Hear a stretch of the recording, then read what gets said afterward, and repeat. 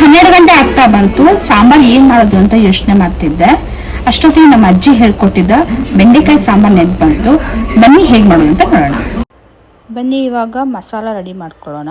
ಇಲ್ಲಿ ಒಂದು ಪ್ಯಾನಲ್ಲಿ ಸ್ವಲ್ಪ ಎಣ್ಣೆ ಹಾಕ್ಕೊಳ್ಬೇಕು. ಇಲ್ಲಿ ಮಸಾಲಾನ ನಾನು ರೋಸ್ಟ್ ಮಾಡ್ಕೊಳ್ತಾ ಇದ್ದೀನಿ. ಇದನ್ನು ಚೆನ್ನಾಗಿ ಫ್ರೈ ಮಾಡ್ಕೋಬೇಕು. ಕಡಲೆಬೇಳೆ ಮತ್ತು ಉದ್ದಿನಬೇಳೆ ಚೆನ್ನಾಗಿ ಕೆಂಪಗಾಗೋವರೆಗೂ ಫ್ರೈ ಮಾಡ್ಕೋಬೇಕು. ಇಲ್ಲಿ ಇವಾಗ 1.5 ಟೇಬಲ್ ಸ್ಪೂನ್ ಅಷ್ಟು ಕೊತ್ತಂಬರಿ ಬೀಜ ಹಾಗೆ ಒಂದು 6 ಕರಿಬೇವು ಹಾಕ್ಕೊಂಡು ಅದನ್ನು ಕೂಡ ಚೆನ್ನಾಗಿ ಫ್ರೈ ಮಾಡ್ಕೊಳ್ತಾ ಇದ್ದೀನಿ. ಕಡಲೆಬೇಳೆ ಯಾಕೆ ನಾನು ಫಸ್ಟೇ ಹಾಕ್ಕೊಂಡೆ ಅಂದರೆ ಕಡಲೆಬೇಳೆ ಲಾಸ್ಟಿಗೆ ಹಾಕಿದ್ರೆ ಅದರ ಹಸಿ ವಾಸನೆ ಹಾಗೇ ಇರುತ್ತೆ. ಅದಕ್ಕೆ ಫಸ್ಟಿಗೆ ಹಾಕ್ಕೊಂಡು ಚೆನ್ನಾಗಿ ಇದನ್ನು ಫ್ರೈ ಮಾಡ್ಕೋಬೇಕಾಗತ್ತೆ. ಇದನ್ನು ಚೆನ್ನಾಗಿ ಫ್ರೈ ಮಾಡ್ಕೋಬೇಕು ಎಣ್ಣೆಯಲ್ಲಿ. ಇದು ಆಲ್ಮೋಸ್ಟ್ ಆಗಿದೆ. ನಾನಿಲ್ಲಿ ಇವಾಗ ಒಂದು 6 ರಿಂದ 7 ಬ್ಯಾಡಗಿ ಮೆಣಸು ಹಾಗೂ 5 ರಿಂದ 6 ಗುಂಟೂರು ಮೆಣಸು ಹಾಕ್ಕೊಂಡು ಇದಕ್ಕೆ 3 ಟೇಬಲ್ ಸ್ಪೂನ್ ಅಷ್ಟು ಕೊಬ್ಬರಿ ಹಾಕ್ಕೊಂಡು ಫ್ರೈ ಮಾಡ್ಕೊಳ್ತಾ ಇದ್ದೀನಿ. ನಿಮ್ಮ ಹತ್ರ ಕೊಬ್ಬರಿ ಇಲ್ಲ ಅಂದರೆ ನೀವು ಕಾಯಿ ತುರಿ ಕೂಡ ಬೇಕಾದರೂ ಹಾಕೋಬೋದು. ಇಲ್ಲಿ ಇವಾಗ ಮಸಾಲ ಎಲ್ಲ ಫ್ರೈ ಆಗಿದೆ. ನಾನು ಗ್ಯಾಸನ್ನು ಆಫ್ ಮಾಡ್ಕೊಂಡಿದ್ದೀನಿ. ಹಾಗೆ ಇದಕ್ಕೆ ಸ್ವಲ್ಪ ಹಿಂಗ ಹಾಕ್ಕೊಂಡು ಚೆನ್ನಾಗಿ ಮಿಕ್ಸ್ ಮಾಡಿಕೊಂಡು ಇದನ್ನು ನೀರು ಸೇರಿಸಿ ನುಣ್ಣಗೆ ರುಬ್ಕೊಳ್ಬೇಕಾಗತ್ತೆ. ನಾನಿಲ್ಲಿ ಇವಾಗ ಬೆಂಡೆಕಾಯಿನ ಹಾಕ್ಕೊಳ್ತಾ ಇದ್ದೀನಿ. ನೋಡಿ ಈ ಥರ ಕಟ್ ಮಾಡ್ಕೊಂಡಿದ್ದೀನಿ. ನಂಗೆ ಈ ಥರ ಕಟ್ಟಿದ್ರೆ ತುಂಬ ಇಷ್ಟ ಆಗುತ್ತೆ. ಅದಕ್ಕೆ ಈ ಥರ ಕಟ್ ಮಾಡ್ಕೊಂಡಿದ್ದು. ನೀವು ಯಾವ ಥರ ಬೇಕಾದ್ರೂ ಕಟ್ ಮಾಡ್ಕೊಳ್ಳಿ. ಇದನ್ನು ಚೆನ್ನಾಗಿ ಎಣ್ಣೆಯಲ್ಲಿ ರೋಸ್ಟ್ ಮಾಡ್ಕೋಬೇಕು. ಇದಕ್ಕೆ ಉಪ್ಪು ಎಲ್ಲ ಏನು ಸೇರಿಸ್ಕೊಳ್ಳೋಕೆ ಹೋಗಬೇಡಿ.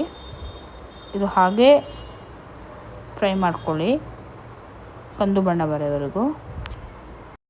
ಇವಾಗ ಆಗಿದೆ. ಗ್ಯಾಸ್ ಆಫ್ ಮಾಡ್ಕೊಳ್ಳೋಣ. ಇವಾಗ ಸಾಂಬಾರು ರೆಡಿ ಮಾಡ್ಕೊಳ್ಳೋಣ. ಇಲ್ಲಿ ನಾನು ಸೇಮ್ ಕಡಾಯಿ ತೊಗೊಂಡಿದ್ದೀನಿ. ಇದಕ್ಕೆ ಸ್ವಲ್ಪ ಎಣ್ಣೆ ಹಾಕ್ಕೊಡ್ಬೇಕು. ಸಾಸಿವೆ ಜೀರಿಗೆ ಹಾಕ್ಕೊಳ್ಬೇಕು. ಸ್ವಲ್ಪ ಕರಿಬೇವು ಹಾಕ್ಕೊಳ್ಳಿ ಒಗ್ಗರಣೆಗೆ. ಹಾಗೆ ಇದನ್ನು ಚೆನ್ನಾಗಿ ಫ್ರೈ ಮಾಡ್ಕೋಬೇಕಾಗತ್ತೆ. ಇಲ್ಲಿ ಒಂದು ಟೊಮೆಟೊ ಸೇರಿಸ್ಕೊಂಡಿದ್ದೀನಿ. ಇದನ್ನು ಕೂಡ ಚೆನ್ನಾಗಿ ಫ್ರೈ ಮಾಡ್ಕೋಬೇಕು. ಟೊಮೆಟೊ ಮೆತ್ತಗಾಗೋವರೆಗೂ ಫ್ರೈ ಮಾಡ್ಕೋಬೇಕಾಗತ್ತೆ ಇಲ್ಲಿ. ಹಾಗೆ ಆಲೂಗಡ್ಡೆ ಹಾಕ್ಕೊಳ್ತಾ ಇದ್ದೀನಿ.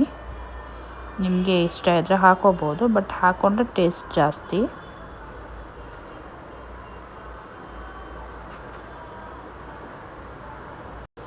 ಸೊ ಇದನ್ನು ಚೆನ್ನಾಗಿ ಫ್ರೈ ಮಾಡ್ಕೋಬೇಕಾಗತ್ತೆ. ಹುರಿದ ಬೆಂಡೆಕಾಯಿ ಕೂಡ ಸೇರಿಸ್ಕೊಳ್ತಾ ಇದ್ದೀನಿ. ನಾನಿಲ್ಲಿ ಕೊಬ್ಬರಿ ಚೂರು 1-2 ಟೇಬಲ್ ಸ್ಪೂನ್ ಅಷ್ಟು ಹಾಕ್ಕೊಳ್ತಾ ಇದ್ದೀನಿ. ಇದು ಆಪ್ಷನಲ್ಲು, ಬೇಕಿದ್ರೆ ಹಾಕ್ಕೊಳ್ಳಿ.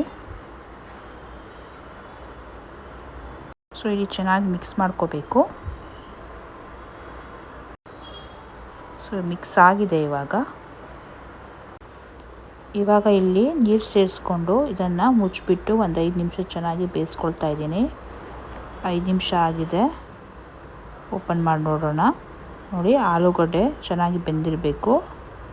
ನೋಡಿ ಆಲೂಗಡ್ಡೆ ಚೆನ್ನಾಗಿ ಬೆಂದಿದೆ.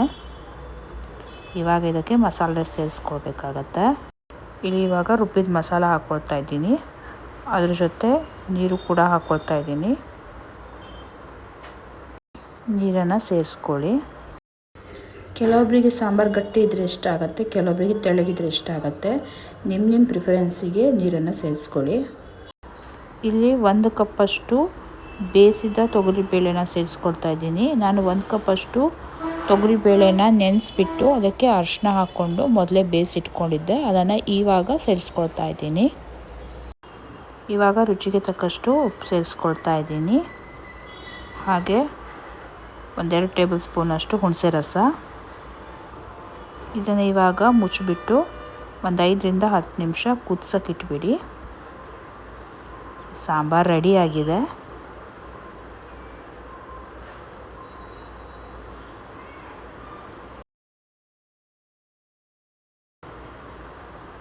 ಈರುಳ್ಳಿ, ಬೆಳ್ಳುಳ್ಳಿ ಹಾಗೆ ಸ್ವಲ್ಪ ಖಾರದ ಪುಡಿ ಹಾಕಿ ಒಗ್ಗರಣೆ ಸೇರಿಸ್ಕೊಳ್ತಾ ಇದ್ದೀನಿ.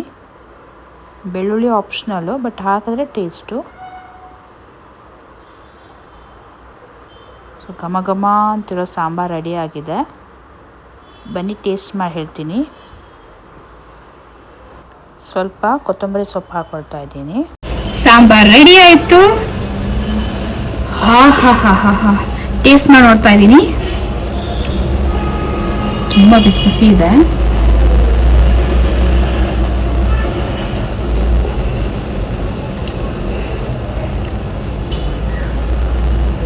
ಬೆಂಡೆಕಾಯಿ ತಿಂತಾ ಇದ್ದೀನಿ. ಸೂಪರ್ ಆಗಿದೆ. ಒಂದ್ಸಲ ಟ್ರೈ ಮಾಡ್ಕೊಂಡು ನೋಡಿ, ನೀವು ತುಂಬಾ ಇಷ್ಟಪಡ್ತೀರಾ. Thank you.